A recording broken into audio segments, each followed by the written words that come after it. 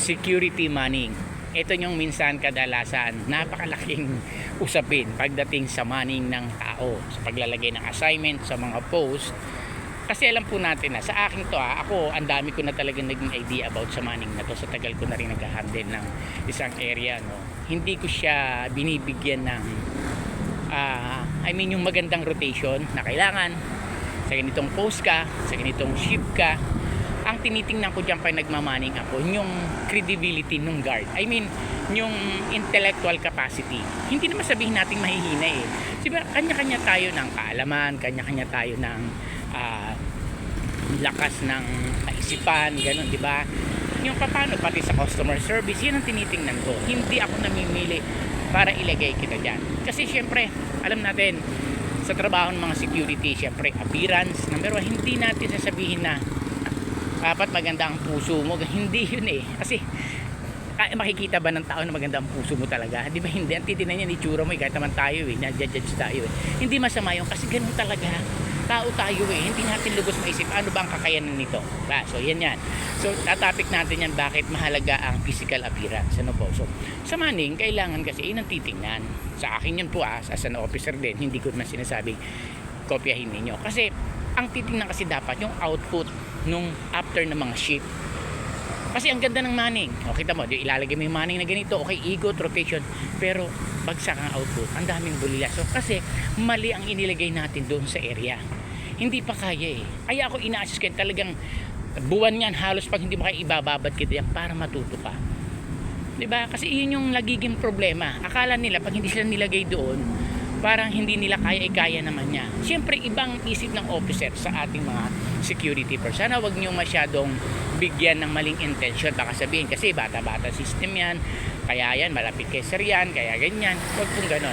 Kaming mga officer, ang tinitingnan namin dyan, yung magiging pinaka-outcome ng ating trabaho sa isang shift, every shift, para kay client, syempre, and then including to the agency. Number one, syempre, sa ating lahat. Kasi pag may bulilan tayong malaki, hindi natin mararason na bago yan eh. Kaya ina-assist po namin yan. Lalo sa akin talaga, maano ko sa pagdating sa mga post na yan. Especially pag mga critical area, like sa mga paid parking. Siyempre, hindi biro yan. Kasi may mga penalty. Imagine mo, maubos ang penalty mo dyan kung hindi ka marunong. Sabihin mo, para matuto, hindi pa panahon. Kumbaga, there is a proper time, a right time, para doon sa gusto natin. Huwag tayong nagmamadali kasi iba dyan nagiging dahilan lang kasi tinatamad, especially pag nag-robing na ang hirap sa akin, gusto ko sa fixed post, gusto ko panay upo lang, gusto ko panay tayo lang, mga ganyan. So hindi dapat yun ang titingnan natin. Tingnan natin yung capacity kasi hindi mo pa nga alam yung outcome ng mga building, tapos gusto mo na doon sa fixed post. Paano pag tinanong ka, tapos ang isasagot pa ng iba ay yung iba nga yan dyan, hindi naman pa din naman alam eh. Yun na nga eh, diba? Ina-assist na nga kasi hindi pa kabisado. Ay kung lahat kayo ganyan, araw-araw na lang i-assist, di ano na mangyayari? Wala na kaming gagawin mga officer kundi mag ano na lang dyan sa area ninyo, di ba? So dapat ganon. Napakahalaga kasi nung ganong sistema. Hindi po pwede ganda ng manning, maayos, pero ang production, ibig sabihin ang outcome ng work nila bagsak. So ano yung maganda? Manning or yung output ng inyong trabaho? Syempre, yung sa trabaho, dahil doon nagre-rely ang client natin. Hindi yan sa ganda ng manning ninyo. Kaya nga ako, ayoko talagang gumawa ng 1 week, ng the whole manning na, ilan yung pang-araw mo, ganito yung sinin nakalagay dyan, sinindi mo araw-araw pag may reliever. Sabi ko nga, gawin mo ngayon yan. Ako, kahit nakaupo kaya ako gawin yan eh. Pero it does not mean na gagawin ko yan, na yan magiging ano. Hindi kasi, paano pag may nag-absent? O katulad nun, gawa ka ng isang linggo. Hindi pa nga ako tapos sa manning ko, mayroon na hindi pumasok, hindi na bago na naman. So what for? Di ba dapat ang manning? Daily yan na ginagawa. Kasi halimbawa, bigyan mo yan ng magandang ito, day off ka ngayong bukas.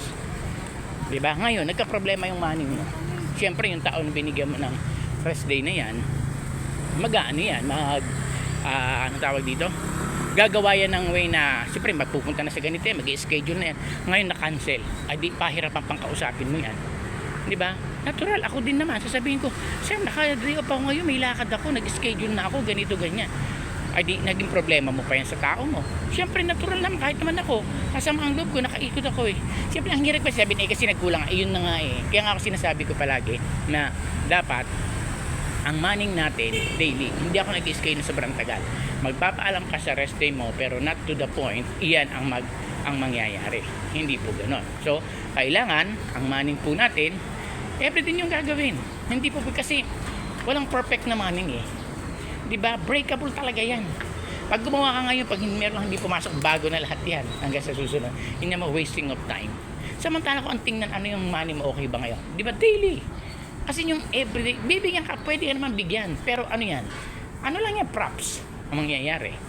Nakuha po natin. Siguro sa mga officer matagal, alam na nila yan. Okay, bibigyan ka na napakagandang money, pero are you sure, iyan ba matutuloy, masuto pa dyan? Siguro mga ilang araw lang yan, pasunod na hindi na yan. Diba? Kaya nga ang hirap na sasabihin nilang napakaganda ng money. Ano lang yun? Props lang. Pwede naman. Diba? So, dapat ganun po. Huwag nating hayaan na maano tayo dun sa pag-ano ng money. Kasi yung iba dyan, nagko-complain, nagre-reklamo, bakit daw sila hindi mailagay sa ganun. Samantala naman yung iba, nilalagay. So, may panapanahon pa po mga security personnel. Pakita ninyo na kailangan nyo na kasi ang mga officer nagmamasid yan. Hindi yan po pwedeng gumawa ng sarili nila. Siguro yung iba gumagawa ng ganyan, pero hindi naman siguro ano, kasi siya din mapapahamak dyan eh. Ano yung tanim niya, aanihin niya yan. So, ba't ka magtatanim ng mali? Diba? So, dapat binibigyan natin ng kaukulang maayos na scheduling ng mga guard natin. Tama. Pag hindi pa panahon, wag. Kasi mahirap pag nakabulyaso yan, paano ka na? So, ang money, lagi nating tatandaan, should be breakable and napapalitan.